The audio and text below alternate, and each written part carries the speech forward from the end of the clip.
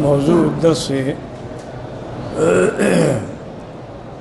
فی بیان سورۃ الکہف وما فیہا من الحکم والعبر والقصص۔ سورۃ الکہف تفسیر ابن کثیر۔ الحمدللہ رب العالمین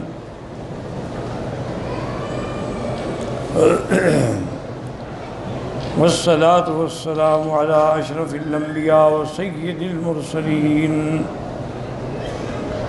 سیدنا محمد وعلى آلہ واصحابہ اجمعین۔ اللہم صل علی سیدنا محمد وعلى آل سیدنا محمد کما صلیت علی ابراہیم وعلى آل ابراہیم فی العالمین انک حمید مجید۔ اعوذ باللہ من الشیطان الرجیم، بسم اللہ الرحمن الرحیم۔ فلعلک باخع نفسک علی آثارہم ان لم یؤمنوا بہذا الحدیث اسفا۔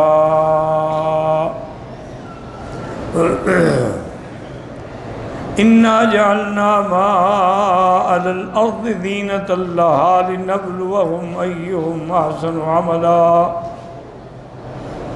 وانا لجاعلون ما علیہا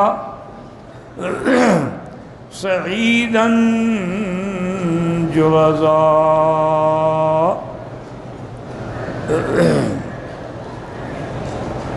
قال المؤلف والمفسر رحمہ اللہ تعالی ادام النفع بعلومه وعلومكم في الدارين آمين إلى أن قال يقول تعالى مصليا لرسوله صلوات الله وسلامه عليه في حزنه على المشركين لتركهم الإيمان وبعدهم عنه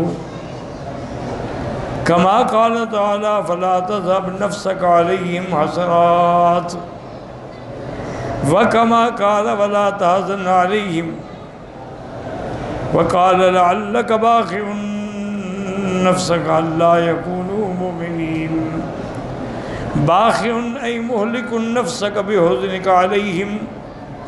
اب ان آیات میں اللہ تبارک و تعالی نے حضور پاک صلی اللہ علیہ وسلم کو تسلی دی، کیونکہ آپ کو یہ غم تھا کہ مشرکین ایمان نہیں لے آئے۔ تو اللہ نے فرمایا کہ آپ کیوں غم کرتے ہیں؟ آپ بالکل غم نہ کریں، آپ غم میں اپنی جان دینا چاہتے ہیں؟ یہ اللہ کی تقدیر کے فیصلے ہیں، جن کے مقدر میں ایمان ہے وہ لائیں گے، جن کے مقدر میں نہیں ہے وہ ہلاک ہوں۔ آپ کی ذمہ داری اور فرائض جو ہیں وہ صرف تبلیغ ہے، بات پہنچانا، بس۔ آپ کیوں غم کرتے ہیں؟ اس لیے اللہ نے فرمایا کہ باخع نفس کا یعنی مہلک نفس کا، اپنے آپ کو ہلاک کرنا چاہتے ہو اس غم میں کہ وہ ایمان نہیں لے آئے۔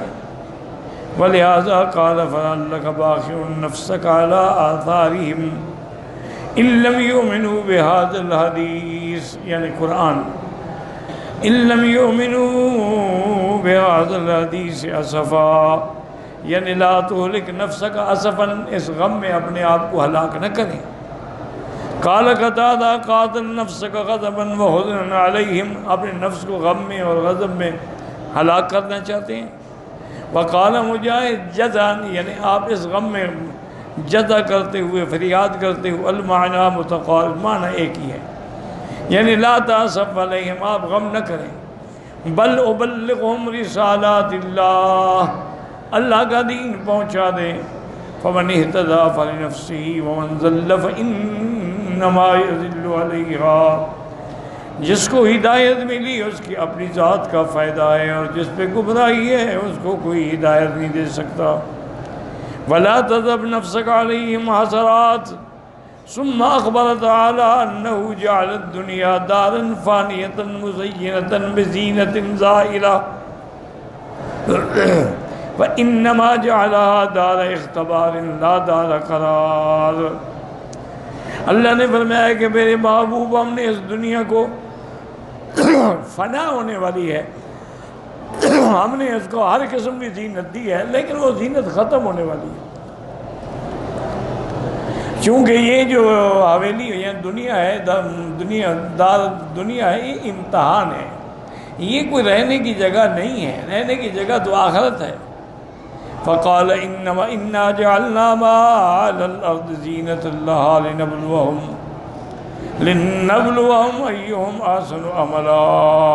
اللہ نے اختبار کے لیے، امتحان کے لیے دنیا بنائی ہے کہ کون ہیں جو صحیح اور اچھے عمل کرنے والے ہیں۔ قال قتادہ النبی نظرت النبی سعید عن رسول اللہ صلی اللہ علیہ وسلم انہو قال، آپ نے فرمایا ان الدنیا حلوۃ خضرا، یہ دنیا میٹھی بھی بڑی لگتی ہے اور رنگ بھی اس کو عجیب لگتا ہے۔ وَإِنَّ اللَّهَ مُسْتَخْلِفُكُمْ فِيهَا، اللہ نے تمہیں اس دنیا میں بھیجا ہے، وہ دیکھنا چاہتے ہیں کہ تم کیا عمل کرتے ہو۔ فَاتَّقُوا الدُّنْيَا، حضور نے فرمایا دنیا سے بچو، یہ دنیا ہلاک کرنے والی۔ فَاتَّقُوا النِّسَاء، عورتوں سے بچو، یہ عورتوں کا فتنہ برباد کرنے والا ہے۔ وَإِنَّ أَوَّلُ فِتْنَةَ بَنِي إِسْرَائِيلَ كَانَتْ فِي النِّسَاء، سب سے پہلے بنو اسرائیل میں جو فتنہ آیا وہ عورتوں کی طرف سے تھا۔ ثم اخبر تعالی بزوالها وفنائها وفراغها وانقضائها وذهابها وخرابها، اب اللہ خبر دیتے ہیں کہ آخر ہم اس دنیا کو ختم کر دیں گے، فنا ہو جائے گی، مدت اس کی ختم ہونے کے بعد یہ ختم ہوگی اور بالکل خراب ہو جائے گی، ہر چیز مٹ جائے گی۔ وَإِنَّا لَجَائِلُونَ مَا عَلَيْهَا سَعِيدًا جُرُزًا، اے اِنَّا لَمُسِيرُوهَا بَعْدَ الزِّينَةِ إِلَى الْخَرَابِ وَالدِّمَارِ، ہم نے اس کو بڑا مزین بنایا لیکن انجام کیا ہوگا؟ ختم، خراب، ہلاک۔ فَنَجْعَلُ كُلَّ شَيْءٍ عَلَيْهَا حَالِكًا سَعِيدًا جُرُزًا لَا يَنبُتُ وَلَا يَنْتَفِعُ بِهِ، جو بھی دنیا میں چیزیں ہم سب کو ہلاک کر دیں گے اور یہ چٹیل میدان رہ جائے گا جس میں کچھ بھی نہیں ہوگا۔ كما قال الأوفي عن ابن عباس في قوله وإنا لجائلون ما عليها سعيدا جرزا، يقول يهلك كل شيء عليها، وهي ہر چیز ہلاک ہو جائے گی۔ وقال مجاہد سعيدا جرزا کا معنی بلکہ چٹیل میدان، کچھ بھی نہیں ہوگا۔ وقال قتادہ الصعید والارض التي ليس فيها شجر ولا نبات، ایک ایسی زمین جس میں نہ کوئی درخت ہوگا نہ کوئی سبزہ ہوگا۔ وقال ابن زید الصعید الارض التي ليس فيها شيء، جس میں کچھ بھی نہیں ہوگا۔ جیسے اللہ نے فرمایا اولم يروا انا نسوق الماء الى الارض الجرز، کیا یہ نہیں غور کرتے کہ ہم پانی بھیجتے ہیں ایسی زمینوں پر جو برباد پڑی ہیں، چٹیل میدان ہیں، پھر اس سے ہم کھیتیاں نکالتے ہیں۔ فَتَخْرُجُ فِيهِ زَرْعًا تَأْكُلُ مِنْهُ أَنْعَامُهُمْ وَأَنْفُسُهُمْ، تمہارے مویشی بھی چرتے ہیں تم بھی کھاتے ہو۔ أَفَلَا يُبْصِرُونَ، کہ اندھے ہو دیکھتے نہیں ہو۔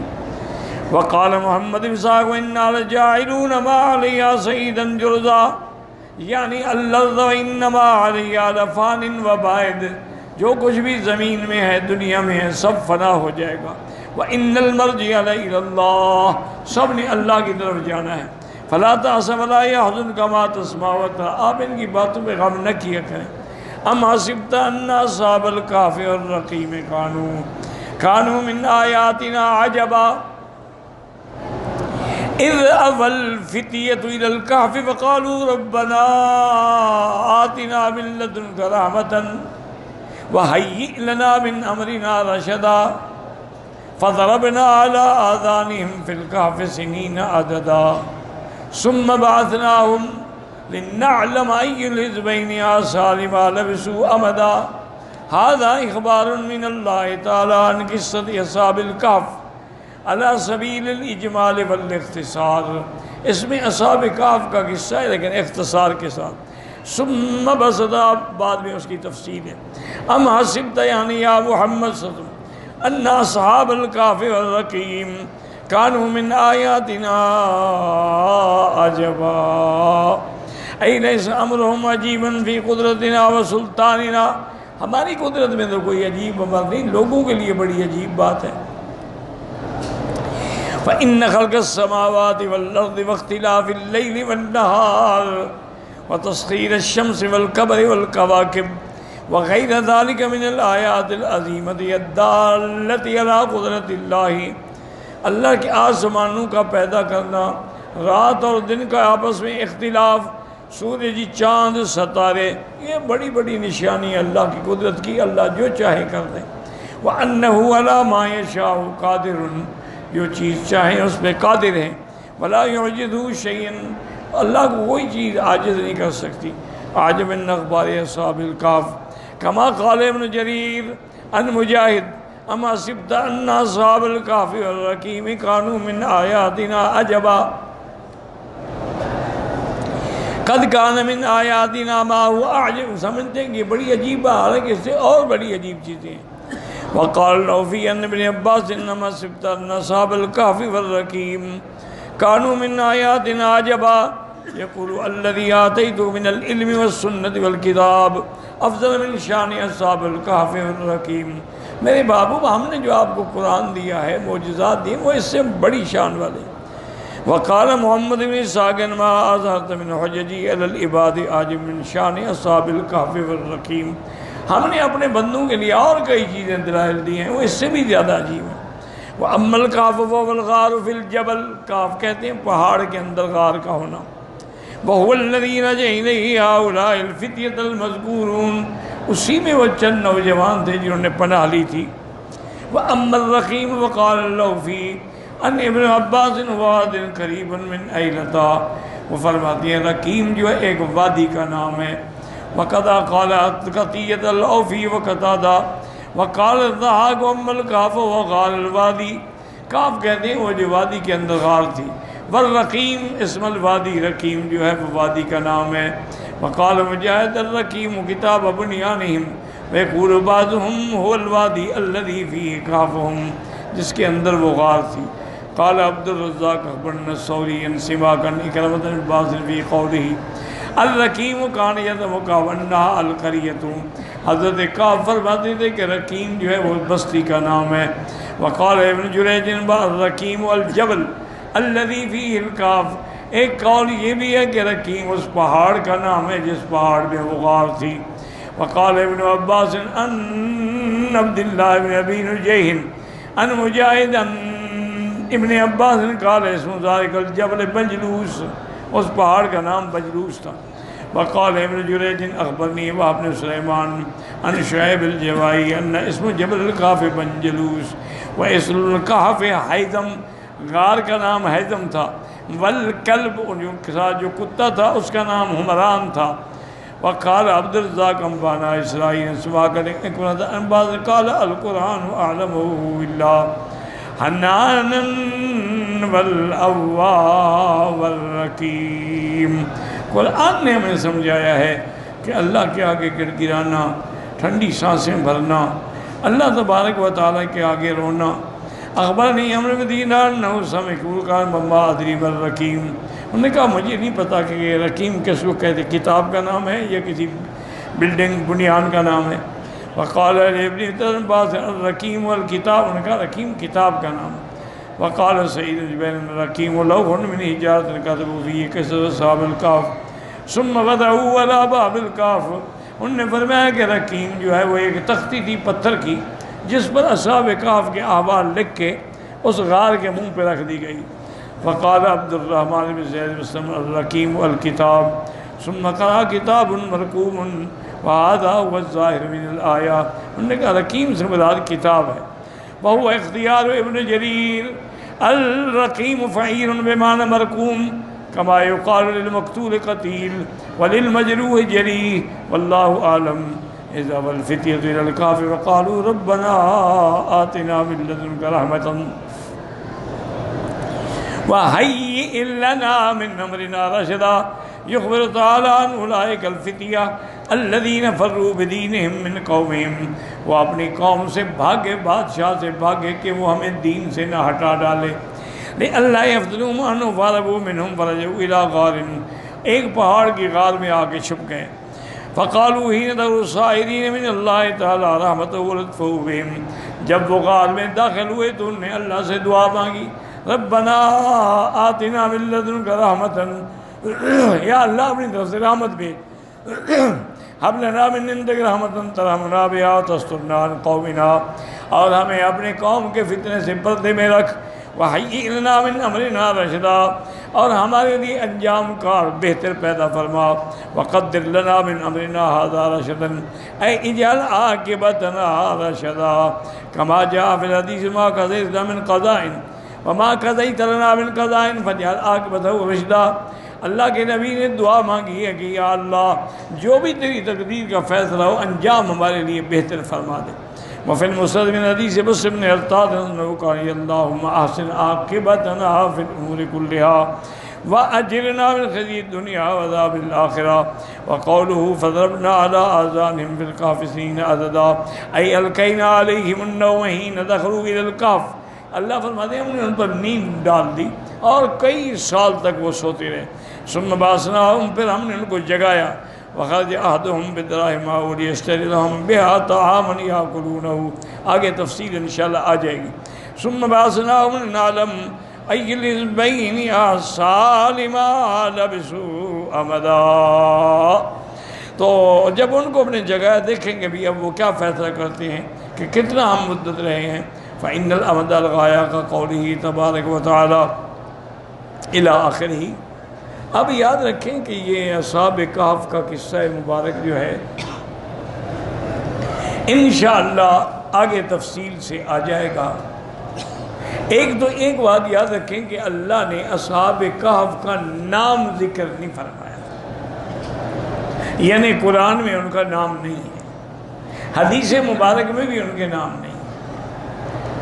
بعض لوگوں نے روایات اسرائیلی سے ان کے نام نکالے ہیں، وہ اسرائیلی روایات ہیں، ان کا اعتبار بھی کوئی نہیں، اللہ عالم صحیح ہے، کیونکہ جن لوگوں نے تورات بدل ڈالی ان کی روایت پر کیا اعتبار ہے۔ ایک دوسری بات یہ ہے کہ یہ بتلایا گیا ہے کہ جب آدمی اللہ کے دین کے لیے اپنا وطن چھوڑتا ہے، گھر چھوڑتا ہے، ملک چھوڑتا ہے، پھر اللہ اس کا انتظام فرماتا ہے۔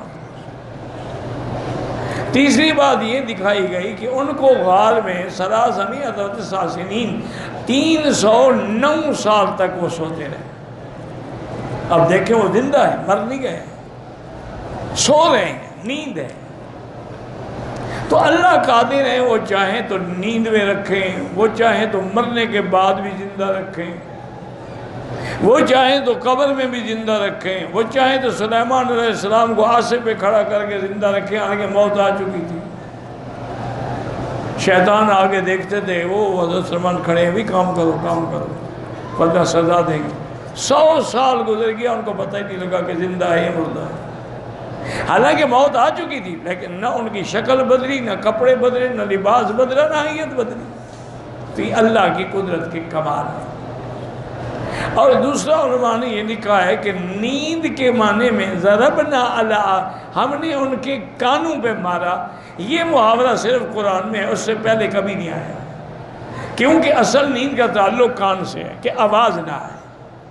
اگر آواز آئے ٹک ٹک ٹک ٹک ہو رہی ہے تو آدمی نیند نہیں کر سکتا۔ اچھا نیند میں جب ہو تو پھر سب سے پہلے وہ آواز ہی سنتا ہے، اس کے بعد آنکھیں کھولتا ہے، پہلی چیز جو اندر آتی ہے وہ آواز آتی ہے۔ اسی لیے ہر جگہ اللہ نے قرآن میں کان کو مقدم کیا ہے، دیکھنے کو مؤخر کیا ہے۔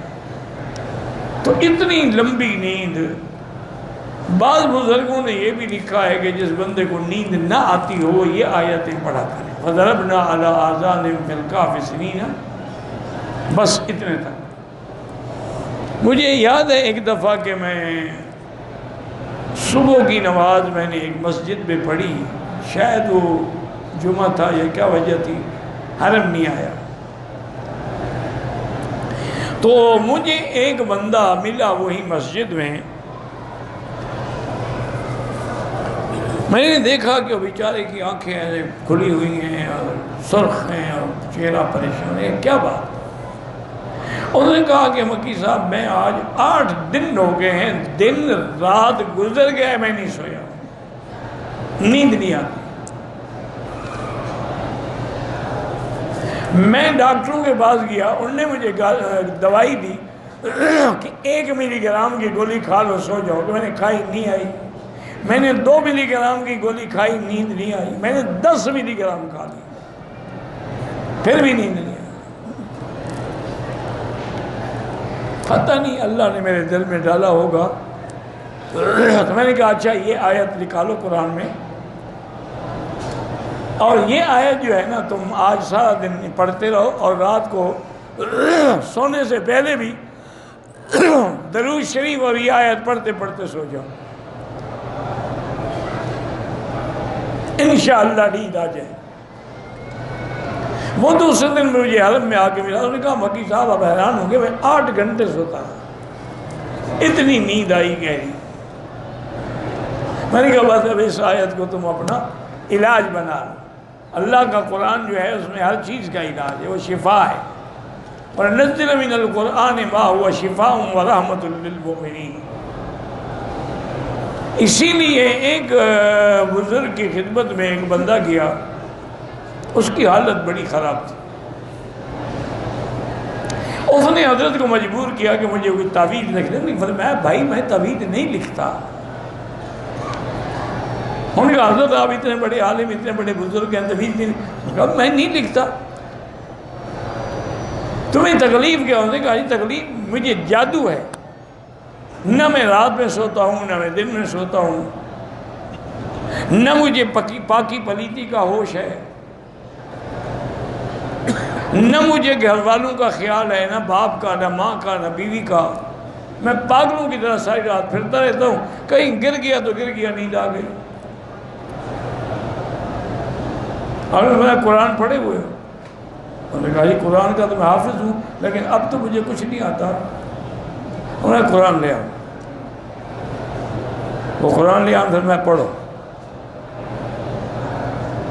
وہ اس نے تقریباً 2 پارے پڑھا، اور اس نے کہا حضرت اب میری حالت یہ ہو رہی ہے کہ مجھے قے آ رہی ہے، اب میں بس جادو نکل رہا ہے، پڑھو پڑھو جلدی کرو۔ وہ کہتے ہیں میں نے 1 سپارہ پڑھا، اتنی قے آپ نے یہی قے کر دو، مسجد میں دھو ڈالیں گے، کوئی بات نہیں۔ کہتے اتنی قے آئی اور اتنی کالا گند نکلا۔ پھر میں نے مسجد دھوئی، صاف کی، دوبارہ وضو کیا۔ میں نے کہا اب قرآن پڑھو، اور آج میں نے تمہیں نہیں چھوڑنا ہے، تمہیں ساتھ قرآن پڑھنا ہے۔ نماز پڑھ کے پھر قرآن شروع کرو۔ اور نے کہا اس دن اس نے 15 پارے قرآن پڑھا، جو کہتا تھا میں 1 پارہ بھی نہیں پڑھ سکتا۔ میں نے کہا اب تمہارا علاج ہو گیا ہے، کسی بھی پیر فقیر کے چکر میں نہ آنا، بس جب تکلیف ہو قرآن پڑھ لیا کرو۔ تو اللہ کے قرآن میں شفا ہے، لیکن یقین بھی تو ہونا۔